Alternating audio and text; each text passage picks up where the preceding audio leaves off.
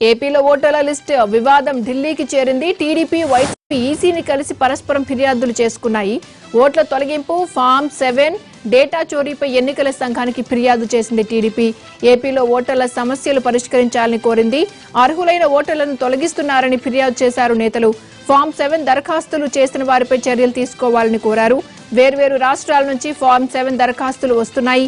బీహార్, కర్ణాటక నుంచి కూడా అప్లోడ్ చేశారని ఆరోపించారు టీడీపీ నేతలు.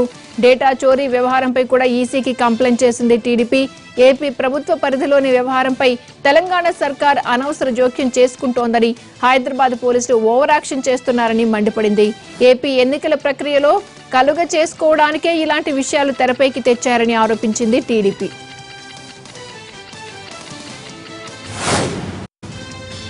టీడీపీ కలిసిన తర్వాత వైసీపీ కూడా ఈసీతో భేటీ అయింది. ఓటర్ల లిస్టులో అవకతవకలపై తమ వాదనలు వినిపించారు ఆ పార్టీ నేతలు. దొంగ ఓట్లు మాత్రమే తొలగించాలని తమ కార్యకర్తలు దరఖాస్తు చేస్తున్నారని, టీడీపీ నేతలు కుట్రపూరితంగా తమ ఓటర్ల పేర్లు తీసేస్తున్నారని ఆరోపించింది వైసీపీ. ఇరుపక్షాల వాదనలు విన్న ఈసీ జరిగిన ఘటనలపై విచారణ చేస్తామని హామీ ఇచ్చినట్లు సమాచారం.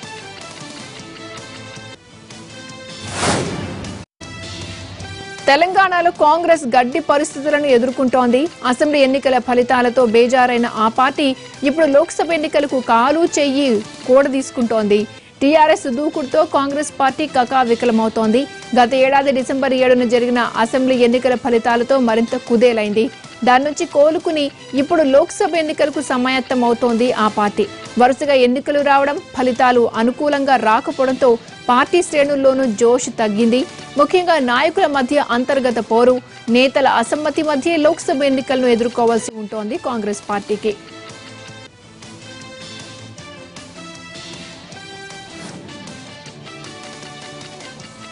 లోక్సభ ఎన్నికలకు నోటిఫికేషన్ రావడంతో పార్టీ అభ్యర్థులపై తర్జన భర్జన పడుతోంది కాంగ్రెస్. అభ్యర్థుల ఎంపికపై ఇప్పటికే ఏఐసీసీ కొంత కసరత్తు చేసింది. పీసీసీకి సంబంధం లేకుండానే ఈ సర్వేలు, నివేదికలను తెప్పించుకుంది. పార్టీ తరపున ఎంపీలుగా పోటీ చేయబోయే అభ్యర్థుల పేర్లను రేపు ప్రకటించనుంది కాంగ్రెస్. నిజామాబాద్, వరంగల్, మెదక్ లాంటి నియోజకవర్గాలకు అయితే బలమైన అభ్యర్థులే కనబడడం లేదు. అభ్యర్థుల జాబితా ఎక్కువ ఉన్న చోట మాత్రం నేతల మధ్య పోటీ ఉంది.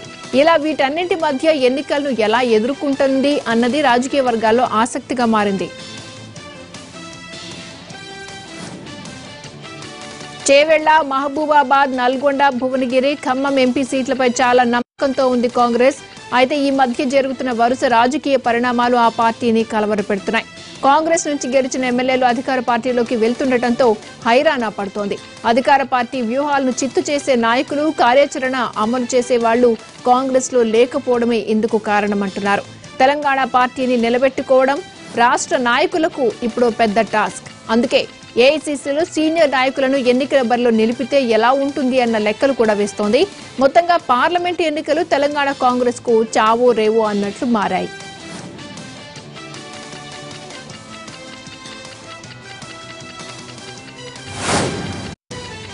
ఏపీ కాంగ్రెస్ పార్టీ అభ్యర్థుల ఎంపికపై కసరత్తు ప్రారంభించింది. సార్వత్రిక ఎన్నికల్లో ఉనికి కాపాడుకునే దిశగా ఏపీ కాంగ్రెస్ ప్రయత్నిస్తోంది. ప్రారంభం నుంచి పార్టీని నమ్ముకుని ఉన్నవారు సైతం దూరం కావడం ఇబ్బందికరంగా మారింది. రాష్ట్ర వ్యాప్తంగా పార్టీ అభ్యర్థులుగా కొత్త వారిని నిలపవలసిన పరిస్థితి. ఈ తరుణంలో ఎన్నికల షెడ్యూల్ కూడా రావడంతో ఇక అభ్యర్థుల ఎంపికలో పార్టీ నాయకులు బిజీగా అయ్యారు. ఏపీ సార్వత్రిక ఎన్నికలు ఏప్రిల్ చివరి వారంలో లేదా మే మొదటి వారంలో నిర్వహిస్తారని రాజకీయ పార్టీలు అంచనా వేశాయి. కానీ పార్టీలో ఊహలను తల్లకిందులు చేస్తూ మొదటి ఫేజ్ లోనే ఏప్రిల్ 11న ఎన్నికలు నిర్వహిస్తామని ఎలక్షన్ కమిషన్ చెప్పడంతో రాష్ట్రంలోని పార్టీలు ఉలిక్కిపడ్డాయి. ఇక అభ్యర్థుల ఎంపిక కోసం కసరత్తును ముమ్మరం చేశాయి.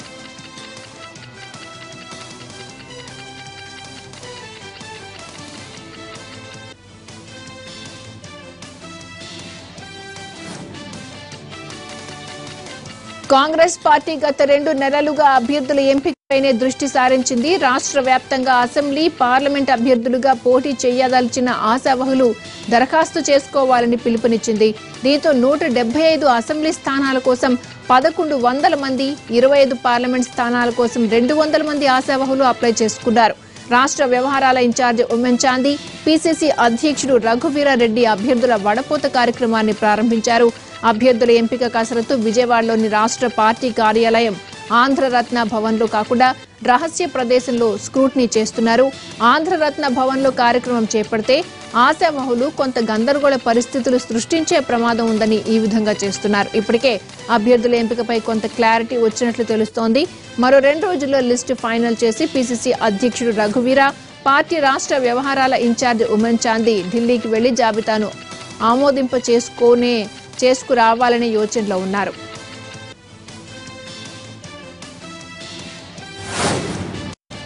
అభ్యర్థుల ఎంపికను దాదాపుగా పూర్తి చేసి ఎన్నికల యుద్ధానికి సన్నద్ధమవుతోంది తెలుగుదేశం పార్టీ. తిరుపతి నుంచి ఎన్నికల సమర శంఖారావం పూరించి శ్రీకాకుళం నుంచి ఎన్నికల ప్రచారం ఆరంభించేందుకు సమాయత్తమవుతోంది.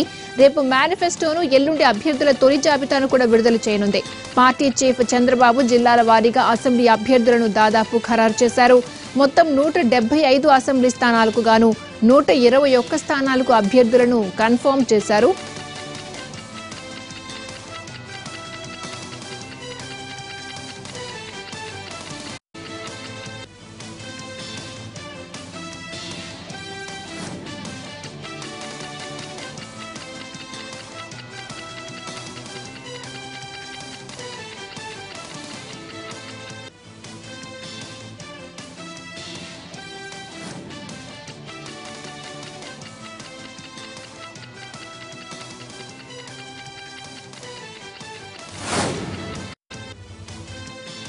ఎన్నికల షెడ్యూల్ విడుదల కావడంతో అన్ని పార్టీలు హడావుడి మొదలైంది. అభ్యర్థుల జాబితాను కొలిక్కి తెచ్చేందుకు ముమ్మర కసరత్తు జరుగుతోంది. ఏపీ ప్రతిపక్ష నేత జగన్ 162 స్థానాలకు అభ్యర్థుల్ని ఖరారు చేశారు. పెండింగ్ లో ఉంచిన మిగతా 13 నియోజకవర్గాలపైన ముమ్మరంగా కసరత్తు చేస్తున్నారు. గెలుపు గుర్రాల కోసం కొందరు సిట్టింగ్ ఎమ్మెల్యేలకు ఛాన్స్ ఇవ్వనట్టు తెలుస్తోంది. ఏ జిల్లా నుంచి ఎవరికి బెర్తులు కన్ఫర్మ్ అయ్యాయో చూద్దాం.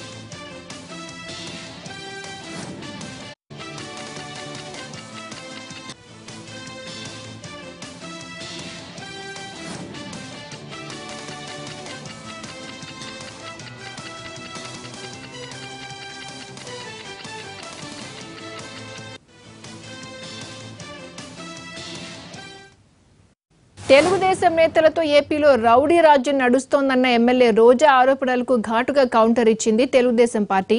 జగన్మోహన్ రెడ్డి పార్టీలో ఆడ రౌడీలను తయారు చేశారు అంటూ రోజాపై విరుచుకుపడ్డారు టీడీపీ ప్రతినిధి దివ్యవాణి. చంద్రబాబు నాయుడు ఒక ఎస్సీ మంత్రిని పీతల సుజాతని, అలాగే ఒక బీసీ మంత్రి మృణాల్ని ఇద్దరిని పీకి పడేసి ఎందుకో పనికిరాని చేతగాని దద్దమ్మలు పరిటాల సునీతని, అఖిలప్రియని మంత్రులు చేసి పేరుకు మహిళకి మంత్రి చేశామని చెప్పి మన జీవితాలతో కూడా చెలగాట మారుతున్నారు అనటంలో ఎటువంటి సందేహం లేదు. ఈ చంద్రబాబు నాయుడు సిగ్గు లేకుండా చెప్తాడు, నేను నెంబర్ 1 చేసేసాను ఆంధ్రప్రదేశ్ ని నెంబర్ 1 అని. దేంట్లో నెంబర్ 1 చేసావయ్యా నువ్వు? ఆడవాళ్ళ జీవితాలను నాశనం చేయడంలో నెంబర్ 1. ఈ రోజు ఆడవాళ్ళ అక్రమ రవాణాలు చేయడంలో నెంబర్ 1 గా ఉన్నాం. బాల్య వివాహాలు చేయించడంలో నెంబర్ 1 ఉన్నాం.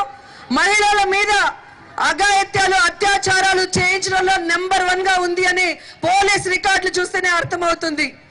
వీటిని నెంబర్ 1 లో పెట్టావు కానీ మహిళల్ని రాజకీయంగా కానీ, ఆర్థికంగా కానీ, సామాజికంగా ఎదిగే దాంట్లో నువ్వు నెంబర్ 1 పెట్టలేదు అనేది ఏ మహిళను అడిగినా కూడా ఈరోజు చెప్పే పరిస్థితుల్లో ఉన్నారని కూడా సందర్భంగా తెలియజేసుకుంటున్నారు. సంస్కారం లేనటువంటి పార్టీ ఇప్పటికీ కూడా మొన్నటికి మొన్న మరి తండ్రి వయసు ఉన్నటువంటి వ్యక్తిని ఎంత బూతు మాటలతో మాట్లాడిస్తున్నాడంటే, కొంతమంది ఆడ రౌడీలని పెంచి పోషించి ఈ బురద పందుల పని ఏంటంటే, టీడీపీలో ఉన్నప్పుడంతా బురదలో పొర్లాడి వైఎస్ఆర్సీపీ మీద చలినంతసేపు చల్లారు. ఇక్కడ ఏమి లబ్ధి దొరక్క వీళ్ళ ఆటలు ఇక్కడ సాగక ఈ ఆడ రౌడీలు మళ్ళా వైఎస్ఆర్సీపీలోకి వెళ్ళిపోయి పందుల్లాగా బురదలో పొర్లాడి చంద్రబాబు గారి మీద ఆ బురద చల్లాలని ప్రయత్నం చేస్తున్నారు.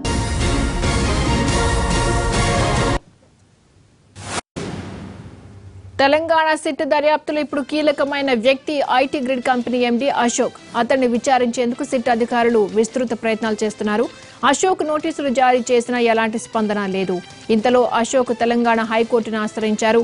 ఈ కేసు నుంచి తనను తప్పించాలి అంటూ క్వాష్ పిటిషన్ దాఖలు చేశారు. నేరం జరిగినట్టు చెప్తున్న అంశం ఏపీ పరిధిలోనిదని, తెలంగాణ పోలీసులకు ఎలాంటి అధికారాలు లేవని పేర్కొన్నారు అశోక్. దీనిపై విచారణ జరిగింది. పిటిషన్లో పేర్కొన్న అంశాల్లో 1-2 కోర్టుకు విన్నవించారు అశోక్ లాయర్.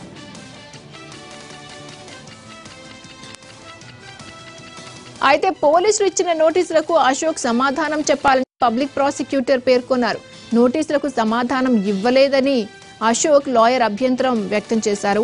వాదనల మధ్యలో జోక్యం చేసుకున్న న్యాయమూర్తి ముందు సిట్ ఇచ్చిన నోటీసులకు వివరణ ఇవ్వాలని పేర్కొన్నారు. ఈ నెల 20లోగా సిట్ అధికారుల ముందు హాజరు కావాలని అశోక్ ను ఆదేశించింది. ఈ కేసులో సిట్ అధికారులు అరెస్టు చేసే అంశంపైన చర్చ జరిగింది. తాము ఇప్పటికిప్పుడు అరెస్టు విషయంలో ఎలాంటి ఆదేశాలు జారీ చేయలేమన్న న్యాయస్థానం తదుపరి విచారణను ఈ నెల 20కి వాయిదా వేసింది.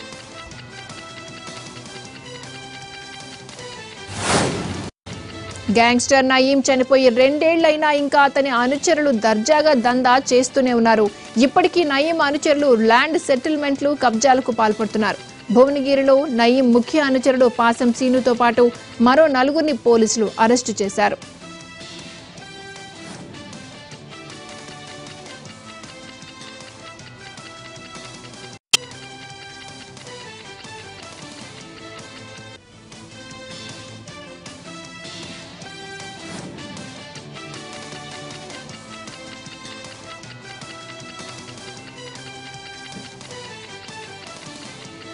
స్టేషన్ పరిధిలో నయీం జీవితం ఉన్నప్పుడు కొన్ని ల్యాండ్ గ్రాబింగ్ చేసిన ప్రాపర్టీస్ ఇప్పుడు అది బెనామీ పేరుతో మళ్ళీ అది వేరే వాళ్ళ పేరు మీద రిజిస్టర్ చేస్తూ ఫ్రాడ్యులెంట్ డాక్యుమెంట్ సృష్టించి ఈ ఫ్రాడ్ చేసిన ఈ మొత్తం ర్యాకెట్ ని మన ఎస్ఓటి పోలీస్ తర్వాత భువనగిర్ ఏసీపీ ఆధ్వర్యంలో అక్కడ స్థానిక పోలీసులు అరెస్ట్ చేయడం జరిగింది.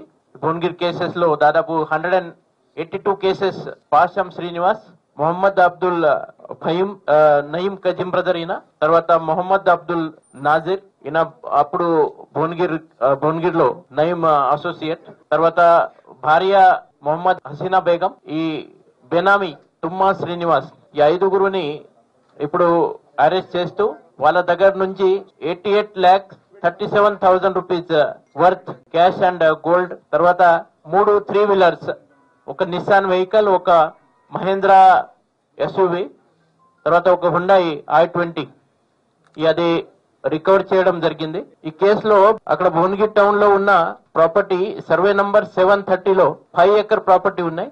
ఈ ప్రాపర్టీని ఈ తుమ్మా శ్రీనివాస్ అని నయీం బెనామీ, ఈ తుమ్మా శ్రీనివాస్ ఇక్కడ డివిఆర్ ఎస్టేట్ అని, ఆ డివిఆర్ ఎస్టేట్ లో ఉన్న మండపల్లి వెంకటేశ్వరరావు ఆయన పేరు మీద ఇక్కడ సబ్ రిజిస్ట్రార్ ఆఫీస్ భువనగిర్ లో డాక్యుమెంట్ రిజిస్టర్ చేయడానికి వాళ్ళు అక్కడ అటెంప్ట్ చేశారు. తర్వాత మళ్ళా ఈ మండ వెంకటేశ్వరరావు అదే ప్రాపర్టీని మళ్ళా మోక్ష డెవలపర్ అండ్ ప్రమోటర్ వాళ్ళ పేరు మీద అది రిజిస్టర్ చేయడానికి అది అటెంప్ట్ చేయడం జరిగింది. అదే సమయంలో మనకి ఇన్ఫర్మేషన్ రాగానే అక్కడ దాడి చేస్తూ ఈ మొత్తం ఈ ర్యాకెట్ ని మన గుట్రప్పు చేశాము. ఈ గ్యాంగ్ అక్కడ రిజిస్ట్రేషన్ ఆఫీస్ లో కూడా వాళ్ళ దగ్గర ఒరిజినల్ పేపర్స్ లేవు, మాత్రం జెరాక్స్ పేపర్స్ తో రిజిస్టర్ చేయడానికి అక్కడ వాళ్ళు ప్రయత్నంలో ఉన్నారు. అక్కడ ఉన్న సబ్ రిజిస్ట్రార్ కూడా వాళ్ళతో కోఆపరేట్ చేస్తున్నారని ఇన్ఫర్మేషన్. సో ఈ కేసులో ఆయన కూడా ఏ పాత్ర ఉంది దానికి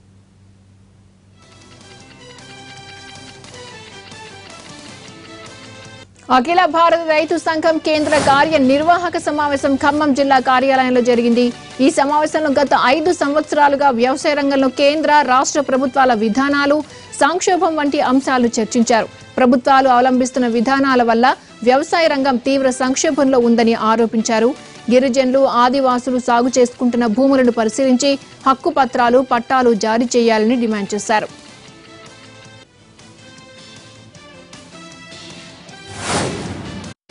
నల్గొండ జిల్లా మిర్యాలగూడ అధికార టీఆర్ఎస్ పార్టీలో అంతర్గత విభేదాలు, రోజుకో వివాదం రచ్చకెక్కుతోంది.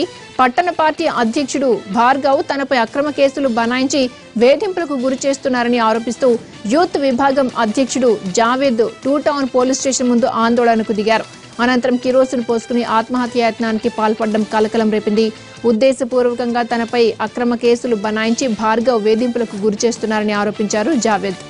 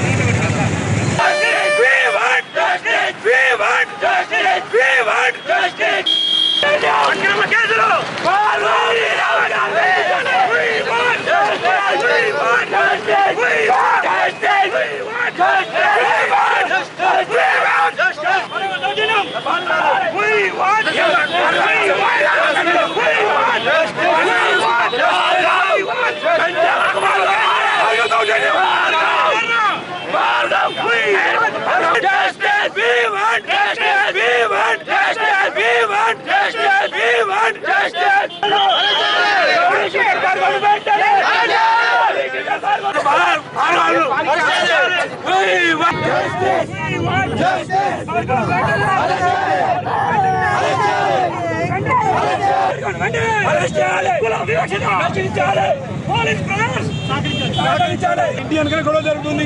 పోయిన ఇద్దరు ముగ్గురు తెలిసిన వ్యక్తులే.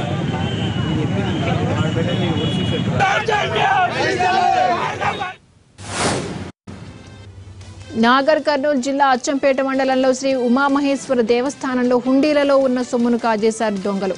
4 గుర్తు తెలియని వ్యక్తులు రాత్రి 11 గంటల సమయంలో ఈ దారుణానికి పాల్పడ్డారు. హుండీలో దాదాపు ₹1,00,000 వరకు ఉండవచ్చని తెలిపారు ఆలయ అధికారులు. నిత్యం భక్తులతో కిటకిటలాడే దేవస్థానంలో దొంగలు హుండీ దోచుకెళ్లడంపై భక్తులు ఆగ్రహం వ్యక్తం చేస్తున్నారు. ఆలయ అధికారుల నిర్లక్ష్యమే కారణమని ఆరోపిస్తున్నారు.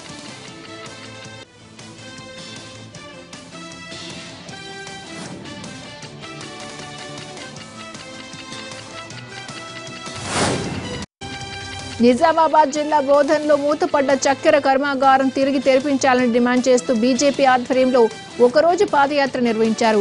బీజేపీ నేత ఎండల లక్ష్మీనారాయణ కార్యకర్తలతో కలిసి పాదయాత్రలో పాల్గొన్నారు. ఎన్ఎస్ఎఫ్ ఫ్యాక్టరీని ప్రభుత్వ పరం చేయాలని, కార్మికుల వేతనాలు చెల్లించి కాలనీ క్వార్టర్స్ ఇంటి డబ్బులు ఇవ్వాలని డిమాండ్ చేశారు బీజేపీ నాయకులు.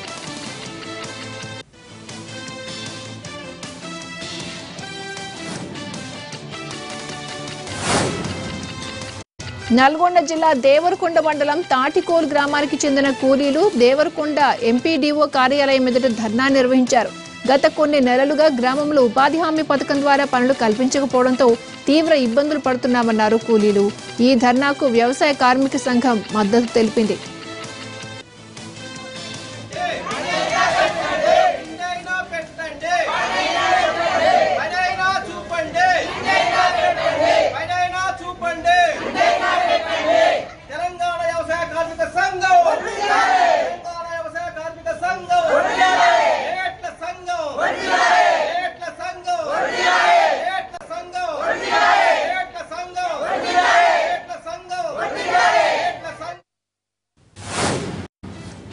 బకాయి పడ్డ ₹80,00,000 చెల్లించడం లేదని over night express limited courier సంస్థ ముందు ఆందోళనకు దిగారు ఏజెంట్లు.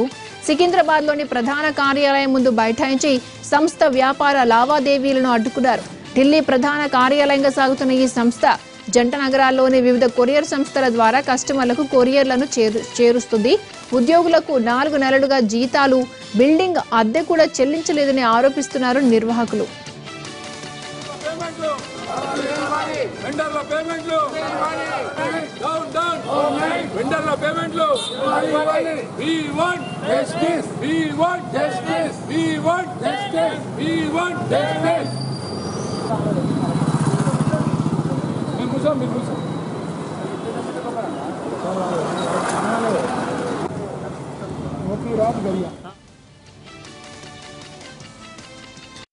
జూబ్లీ హిల్స్ చెక్ పోస్ట్ వద్ద ఆర్టీసీ బస్సు ఢీకొనడంతో ఓ యువకుడు ప్రాణాలు కోల్పోగా మరో యువకుడికి తీవ్ర గాయాలయ్యాయి.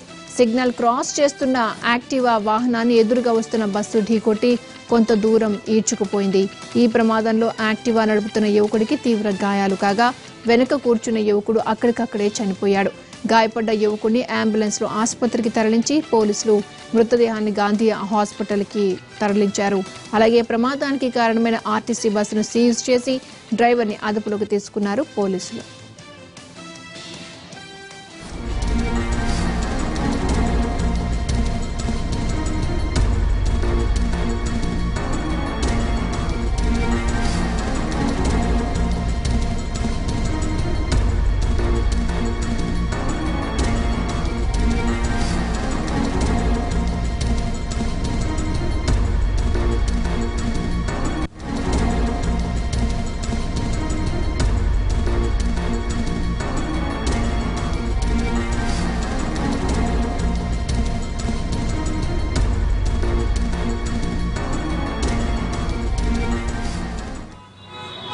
నేను ఇక్కడ కూకోండి తెల్లారుదామని అక్కడ కూకోండి బస్సు ఇట్లా క్రాస్ చేసుకుని వస్తున్నాయి.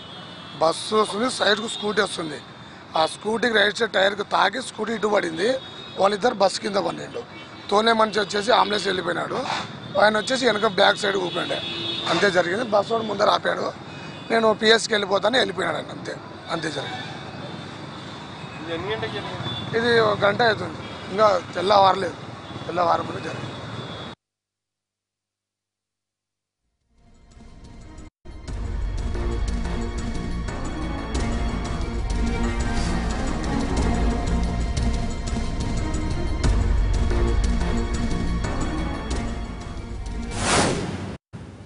ఖమ్మం జిల్లాలో mission Bhagiratha contract outsourcing కార్మికులు సమ్మెబాట పట్టారు. జిల్లా వ్యాప్తంగా 4 డివిజన్లకు చెందిన 350 మంది కార్మికులు సమ్మెకు దిగారు.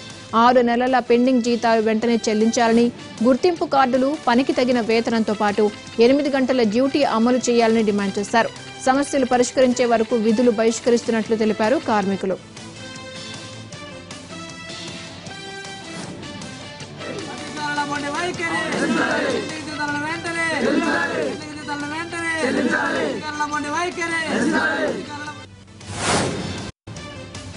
అధ్యాపకులు వేధింపులకు గురి చేస్తున్నారంటూ మహబూబాబాద్ జిల్లా కేంద్రంలో విద్యార్థినీలు ఆందోళనకు దిగారు. గిరిజన బాలికల గురుకుల డిగ్రీ కళాశాల విద్యార్థినీలంతా బైపాస్ రోడ్లో రాస్తారోకో చేపట్టారు. దీంతో మహబూబాబాద్ భద్రాచలం ప్రధాన రహదారిపై వాహనాలు నిలిచిపోయాయి. ఈ విషయం తెలుసుకున్న కళాశాల ప్రిన్సిపల్ వేధింపులకు గురి చేస్తున్న సిబ్బందిపై చర్యలు తీసుకుంటామని హామీనిచ్చారు.